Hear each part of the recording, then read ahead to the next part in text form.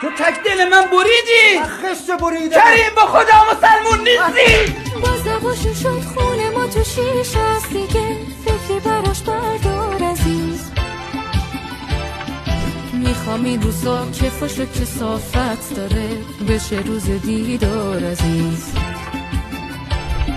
این زبونش خار داره عزیز، خارشو در بیار تمیز. آخ میخوام بمیرم الان، تو رو خدا نگذار عزیز.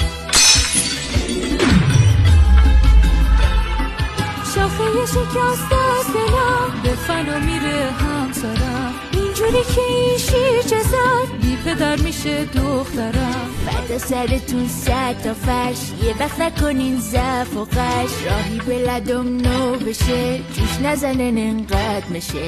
برای پاک کردن جای سوختگی فرش کافیه با یه تیغ موکدبری به صورت مورب سطح سوختگی رو اینجوری بتراشید. بفرمایید نو شد. چه خوب شد. تو تک دلی ای عزیز، نبینی غم و نشی مریض.